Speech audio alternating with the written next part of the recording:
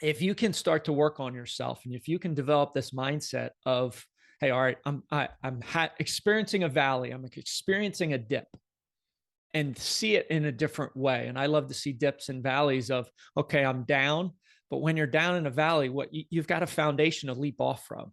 So the key is, how quickly can you bounce back? Because we all have them. But rather than spending a week or a month in a valley or a dark place, if you can spend 10 minutes and all of a sudden be back, imagine how quicker you're going to accelerate that growth.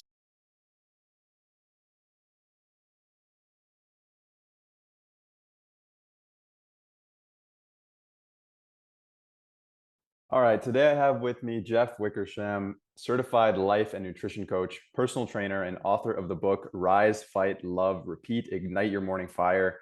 Jeff, I'm very excited to have you on today. How are you? I'm doing fantastic, Jorge. Thanks for having me.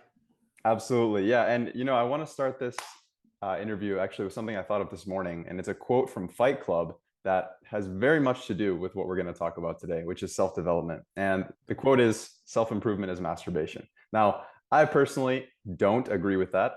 And I want to know what your thoughts are on that, because there is this sort of prevailing theory that, oh, well, that dude's just like, he's a try hard. Like it's just the self-improvement thing that's just like, there's no use to it. And that was kind of what I got from that quote in the movie. And to me, it would like, I didn't agree with it, but it made me think. So I wanted to get your thoughts on that. Interesting line. I totally disagree with it, because I truly believe the greatest gift you can give to yourself, and even be in service and help others, is to develop personally and professionally. Take time for yourself every day. You show up more powerful, more energized, more focused, in a better state of gratitude. And it truly has been transformational in my life, and now in the lives that I work with my clients. And it is the gift that you can give yourself, and then you show up so much better for all those that you truly love and want to show up for. Yeah, I think I would 100% agree. I think part of the flaw in that quote for me as well is what you said, that when you really commit to improving yourself, well, first of all, you know where you're not going, which is maybe the rock bottom where you hit already. Like, you know what not developing yourself will lead to. So if you Right. don't do anything and you just let hands go on autopilot, for me that led to depression and anxiety and almost taking my life, right? And for other people, they're dealing with very similar things, right? And so for you to say no, I am the master of my fate. There's a really good poem that I like, that I don't even remember the name of the author, but that's how it ends. Like, I am the captain of my soul, basically. And that's part of the self-development piece that I think. So for you, how did you get into that? Like, did you have that kind of story where you had like these really deeply painful experiences that then kind of moved you into this self-development world? I definitely did. So, spent about 20 years in corporate America, and then 7.5 years ago, I lost my mom to breast cancer. So I watched her take her last breath. And when you watch the woman that brought you into this world take her last breath, it fundamentally changes you at your core, right? So, searing, deep pain that you're just trying to process over those days, weeks, and months ahead.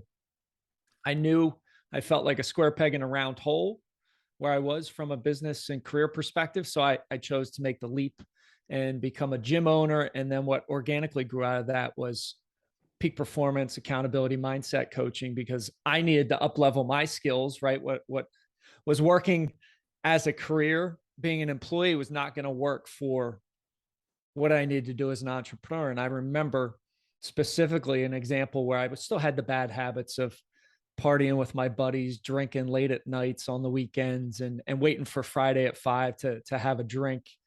And I was coaching a fitness class at 8 a.m. on a Saturday. And I woke up, I think I was out late, 2 in the morning, and I stunk of alcohol. My wife was like, "How are you going to teach people a fitness class when you smell like booze?" And it was a great truth bomb she laid on me. And I said, you know what, you're right. And I started working on myself. And I always say, once you crack a little piece off of that rough exterior and you see the gold within, you'll never go back. And then you're constantly on this journey of, how do I just get a little bit better today than I was yesterday? And it propels you, it gives you purpose, gives you passion. And that's a little bit about my journey. For you, do you think that, and I could be misunderstanding, but it sounds like it was kind of like this linear path. But for me, I know that, when I first started, like when I committed myself and I'm like, okay, I'm going to figure out why am I depressed? I'm going to figure it out through food and exercise and meditations. It was definitely not linear. And there were moments where it just like came crashing back down. And it was almost like I was in the same place again. And then I would like make some sort of significant leap again and feel like I was heading in the right direction. But like, how do you kind of come to terms with the fact that it's likely you're just going to, it's probable that you might come back down and not make the linear progress that you want to make? I think we're shown that it's going to be linear and we Yeah. perceive that it's going to be linear. It wasn't for me. I mean, I had dips, I had dark times, right? The gym business during COVID, I closed, I nearly went bankrupt. I mean, times where I can't pay my bills. I mean, dark periods where I didn't know what to do, right? Mhm. So I've had those valleys, those down times. And one of the great realizations that you can have an awareness in life is understanding that, Jorge, you have them, I have them, everybody has them. There's always peaks and there's always valleys. But if you can start to work on yourself and if you can develop this mindset of, hey, all right, I'm experiencing a valley, I'm experiencing a dip, and see it in a different way. And I love to see dips and valleys of, okay, I'm down, but when you're down in a valley, what you've got a foundation to leap off from. So the key is how quickly can you bounce back, because we all have them. But rather than spending a week or a month in a valley or a dark place, if you can spend 10 minutes and all of a sudden be back, imagine how quicker you're going to accelerate that growth. So having an understanding that every single person experiences them, we all battle those same demons, that mind that wants us to stay safe and certain and tells us we're not good enough. But then the key is understanding that and then having systems and kind of algorithms, operating systems in place to say, okay, I'm experiencing it, I'm going to do this, and I'm going to snap out of it really quick. So I think that's a critical component to growth. What are some of those systems and strategies? Because I feel like, um, looking at a dip and a peak as if it's a good thing is really hard to believe. Like it's really hard to actually get yourself to believe that, okay, yeah, I'm in this place where I don't want to be here. I'm not improving. Like what's going on? I feel like I just want to go back to crawl in the hole of depression again. Like how do you make yourself believe that how do you reframe that mentally? Like what's the strategy there?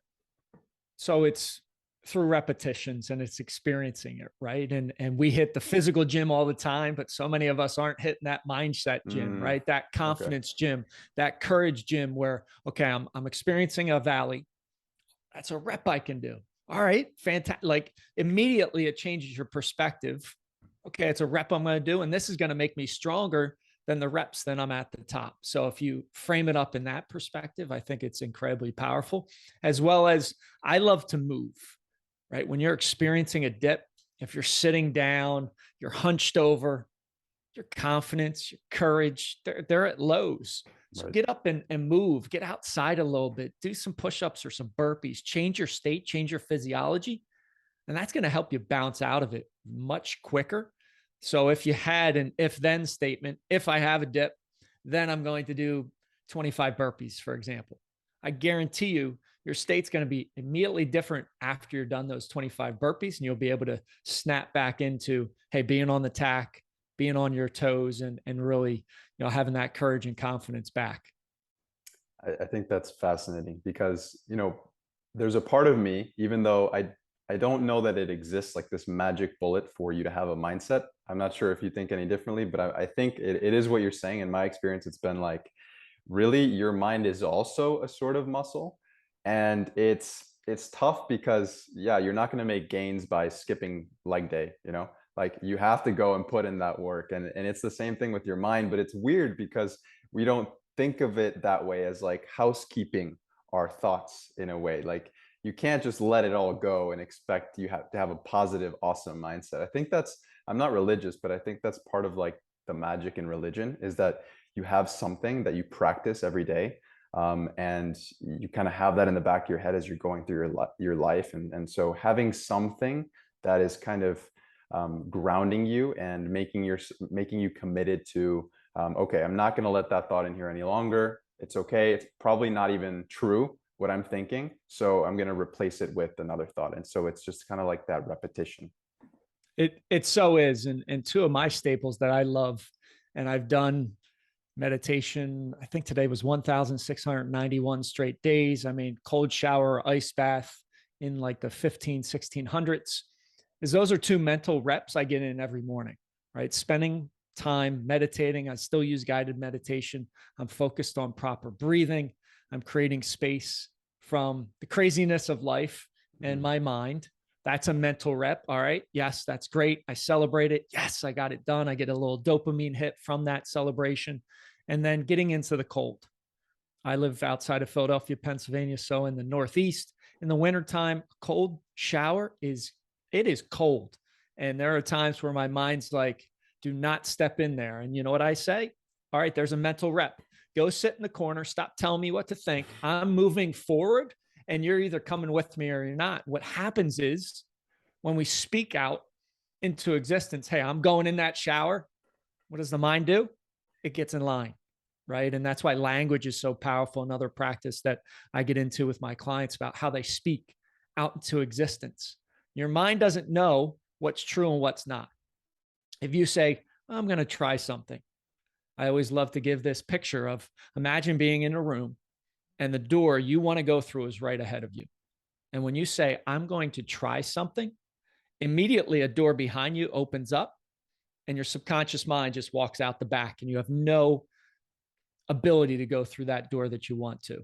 So rather than try, I am, imagine the power you operate when you say, I am going to do this. The mind says, all right, Jeff is serious. We better get in line and figure out how to do this. So, doing those mental reps every morning from a mindset, meditation, cold shower, cold exposure, great. And then as well as the way we speak, our language out into the universe, it has such an impact on our results and how that supercomputer behind the scenes, that subconscious mind, aligns itself to help us rather than fight us, which is many times how it does it. How do you tap into that like commitment, like that feeling of commitment, not kind of like the half-ass, like, oh yeah, like I'm gonna do this 30-day challenge or whatever. Like you actually feel that commitment, because there is definitely a difference in levels of commitment. How do you do that? One is when you're committing. I mean, I'm standing up as we're doing this interview. I mean, having that certainty and speaking it out with energy, with vigor, with excitement. I mean, that's one. Two is committing. I love committing on social channels, right? And 99% of people don't care if you commit. Like this year, I committed to not drinking a sip of alcohol for the entire year. I put it out on social channels. Well, when you commit that way, subconsciously, there's a little switch that gets flipped. You don't want to inherently look like a liar. Nobody does. So you follow through with your word. So those are a couple pieces to making sure your commitment is strong, and then you're going to follow through. Yeah, I think I also find that, if you're someone who maybe like wants to accomplish a goal, but doesn't really feel like that confidence, keeping yourself accountable. Like if you say you're going to do something, like you do it, even if it's a small thing, like I'm going to go and I'm going to go exercise for like 20 minutes, 30 minutes, even if it's a small thing. I think like slowly, very painstakingly slowly, you can start to build up sort of that like confidence, which then will kind of feed energy into like that commitment piece too, right? Absolutely. And I love to say, so many times in life we've been taught, hey, how do you feel?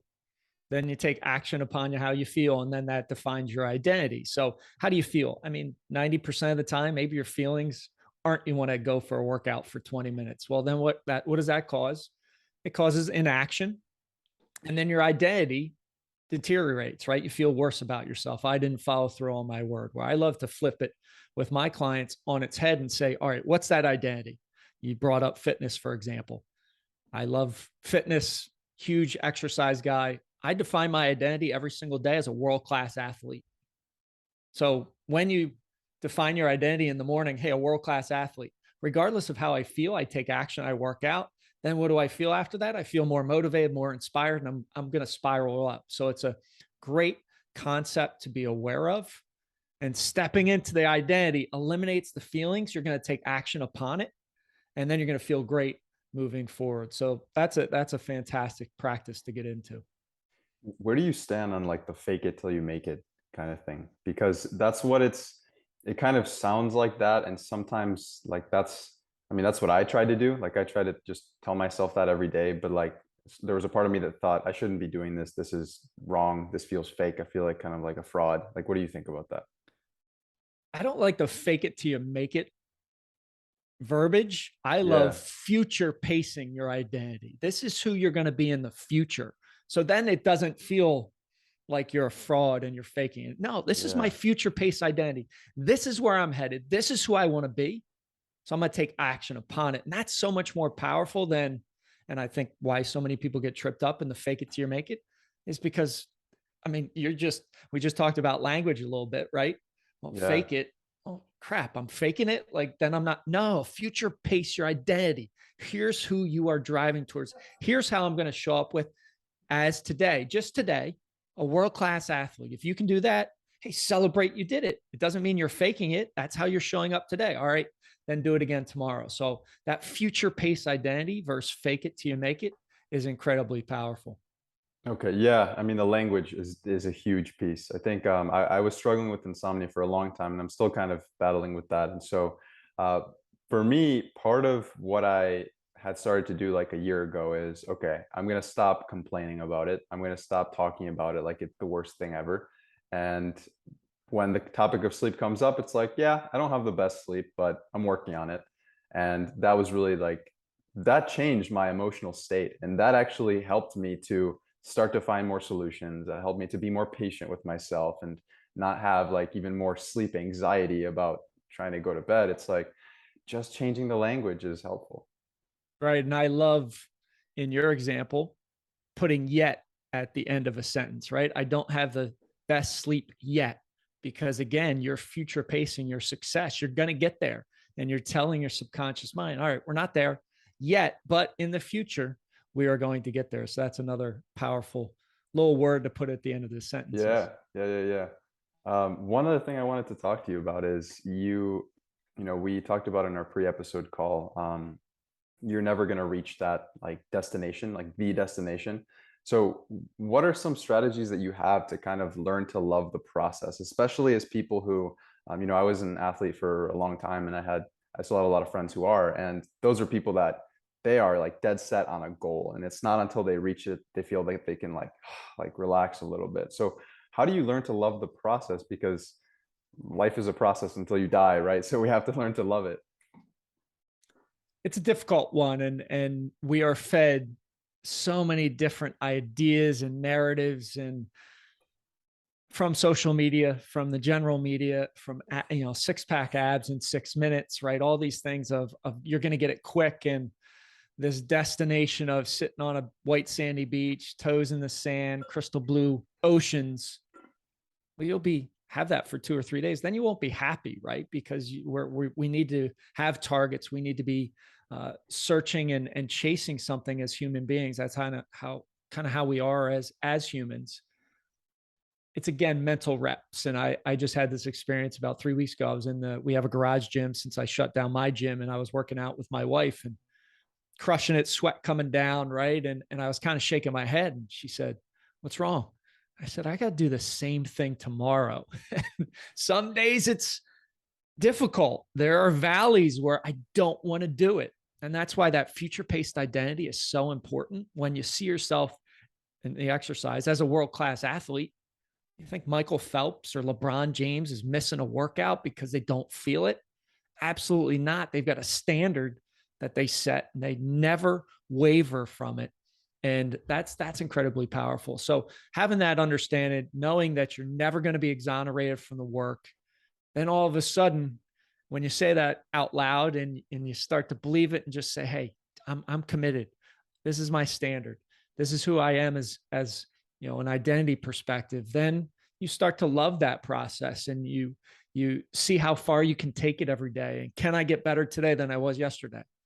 And when you have that mentality, you put in those mental reps, like we talked about early on, all of a sudden you're loving the process and not the results. And that's what's so important about consistency. And one of the things I bring to every coaching engagement that I have is consistency, energy, and accountability. Well, consistency, the issue why people stop is they don't know when they'll be successful. But if you stayed consistent for as long as it took, eventually you would get there. But our minds step in the way and say, oh, I want to know when this is. It going to take me 70 days or 3 years?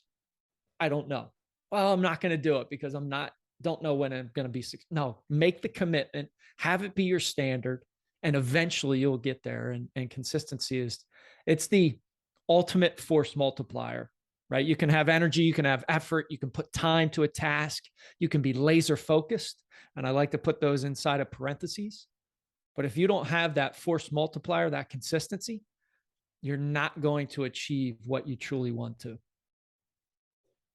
Are you familiar with Dr. Joe Dispenza and his work? I am.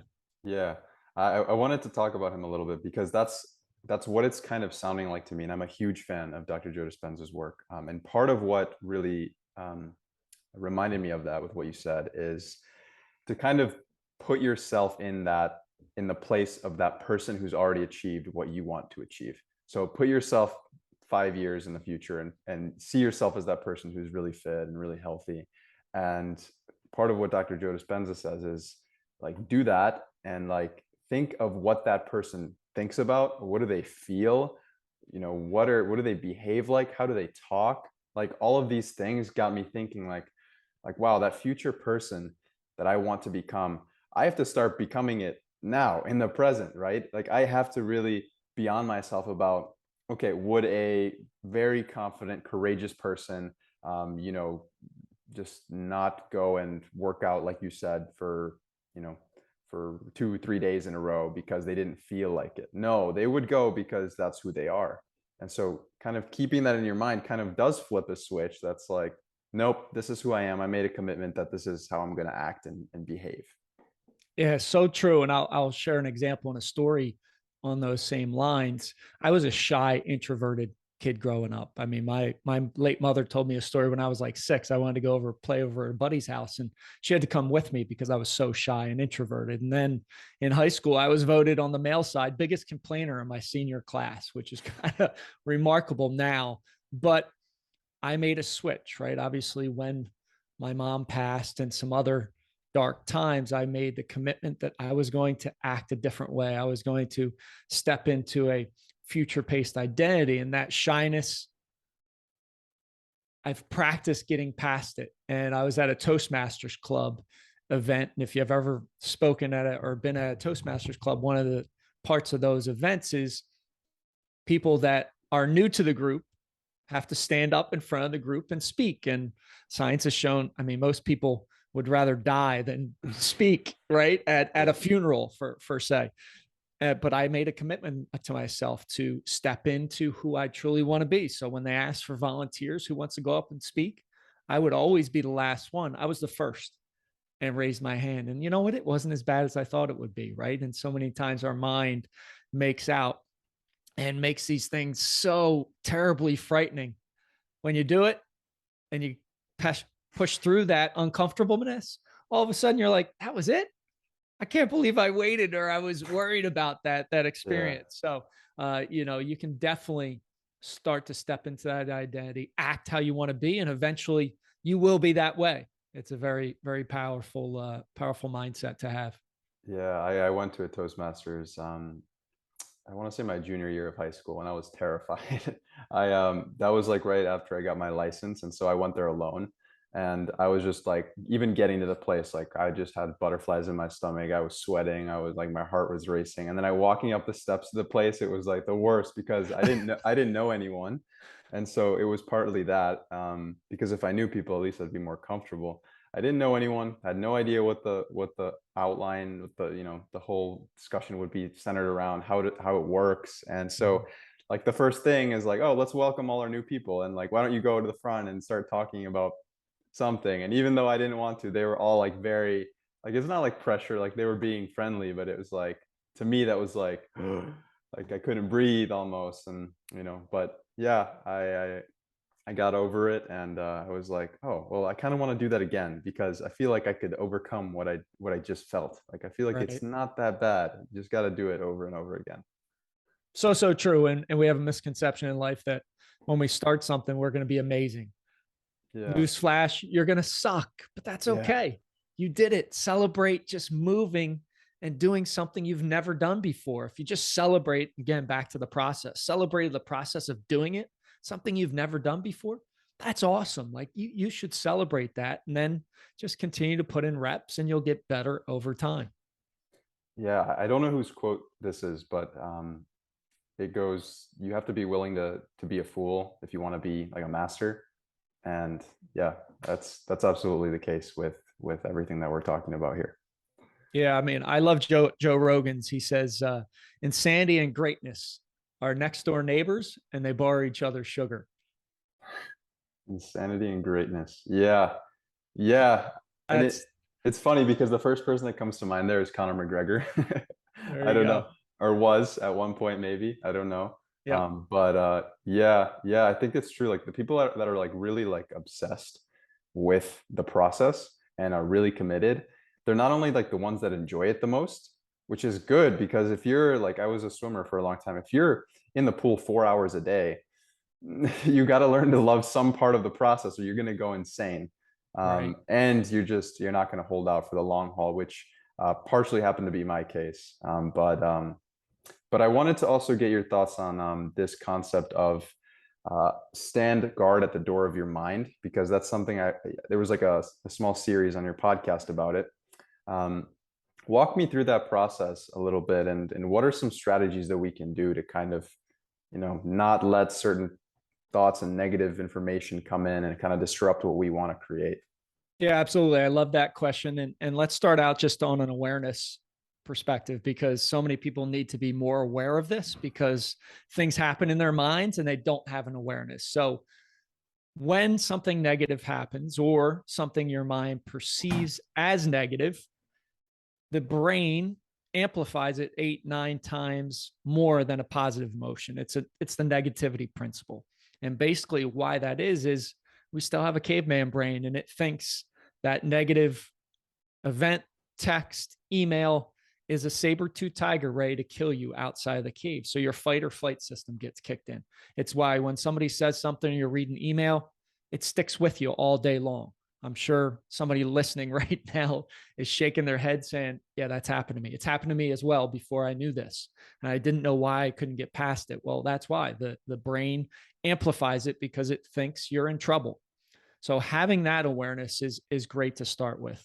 So then the question becomes, how do you fortify? And I love to think of a centurion guard like at the gate of my mind saying, you're not getting in there. So one, you got to eliminate interaction with toxic people, or as John Gordon says in his great book, The Energy Bus, energy vampires that just suck the positive energy out of you, right? Those people that after you've had a conversation with, you feel exhausted, right? You're run down and you're like, holy crap, I can't believe how tired I feel. Versus on the flip side, having a positive conversation and you're ready to like bust out the door and run on to the football field or jump in the pool and swim your fastest time, right? So eliminating interactions as much as possible with toxic or negative people.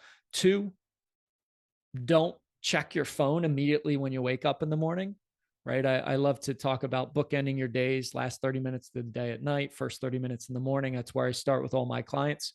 Worst thing you could do in the morning is check your phone, check your social media feed, the news, email, text. Because if it's negative, you're starting off the day in that negative state. And then third, turn off the news. Yes, have a general awareness of what's going on in the world, but don't be watching the 5 o'clock news, the 5:30, the 6, and then the national news. Turn it off. They know this. That's why everything is negative for the most part. They want to grip you in. They want you to trigger that fight or flight. Oh, I need to keep watching this. So those are three strategies that will help you, right? Fortify your mind and guard the door. Awesome. And I know you already mentioned a few of them, but if you could add in any more practical tips for people, like what do you see the most with your clients? Like if you could list, let's say like the top three things that people really need to work on if they want to kind of reprogram their mind and achieve their goals. Number one is identity. And we talked about that earlier. Future pacing your identity every single day. That is such a powerful, game changing process to get into because you are future pacing your success, regardless of how you feel. It's just it's a game changer. And when I did that personally, I knew I had something, and now I do it with my clients. So that'd be number one. Number two is bookending your days. How do you prepare for success in the morning? How do you wind down? How do you get a great night's sleep? Right. I know you have some issues sleeping. Do you have a right? And this is just in generalities. A lot of people don't have a technology, digital sunset where they're turning off their phones, they're turning off the TV, they're not getting blue light in, they're preparing for a good night's sleep, they're preparing for success in the morning, right? That's sleep is when we restore mentally, physically, emotionally, spiritually. And then when you wake up in the morning, what's that first 30 minutes look like? And I say that is the greatest time you can give yourself to prepare and to get quick wins, stack wins. Don't do anything. Start right on yourself. If you're a parent like I am and you got kids that get up at 6:30, you got to get up at 6, because imagine being in control, doing a little exercise, water, meditation, gratitude journal, notes to your kids, stacking these wins in 30 minutes.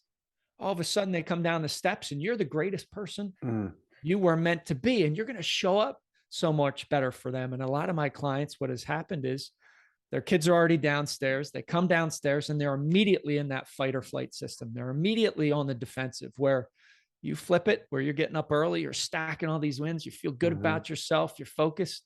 Imagine how much more powerful you're going to show up throughout your day. So that would be number two. And then number three is hitting that mindset gym, hitting that courage gym, just doing those mental reps. And then when you do, and this is a huge thing because we are in a society that is go, go, go, go, go, go, busy, busy, busy, busy. We never celebrate success. So we're robbing ourselves of that dopamine hit in our brains. We're robbing ourselves of feeling good because it's always, okay, what's next? I love to do it where it's a two-fisted, like, yes. And when I do it, I feel great. And you're basically giving yourself a dopamine hit. So you're wiring yourself to what you just accomplished. You're giving yourself like a feel-good vitamin. And then what happens tomorrow is I want to do it again, rather than, hey, it's the next thing, on, busy, busy, busy, go, go, go. And then at the end of the day, you're like, man, I don't want to do this again tomorrow. Well, no wonder you didn't celebrate any of your successes. Right. Right. Yep. That makes a lot of sense. Yeah. Before we go here, actually, before we dive into like the 3x3 questions I ask every guest, where can people find out more about you?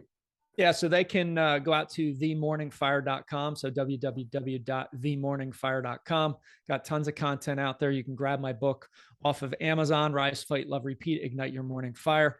Out on my website, if you want to grab complimentary 20-minute session, would love to speak with you. I just love connecting with people and seeing if there's a fit and if I can help you step into that best version of yourself, because it truly is the greatest gift that you can not only give yourself, but all those that you love and care about around you. Perfect. And the links to all of those will be in the description too, so everyone can go and check those out. Now, the 3x3. So the first one will be, what are your top three most influential books that you've read and you recommend? Energy Bus by John Gordon. Already mentioned that. Love Can't Hurt Me by David Goggins. So I've read that, but also the audiobook is incredible because he gives little snippets in between chapters that you don't get in the book. Yeah. Yeah, that you don't get in the book. And then I love The Four Agreements by Don Miguel Ruiz. That's a great one. It's a short read, but very powerful. Which three people have inspired you the most?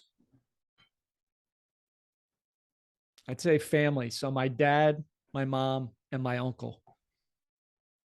And what are the three most important things you do every single day?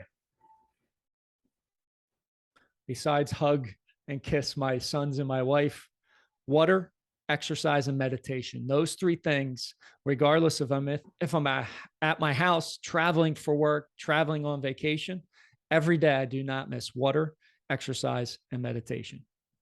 Amazing. Jeff, thank you so much for your time. Jorge, thanks for having me.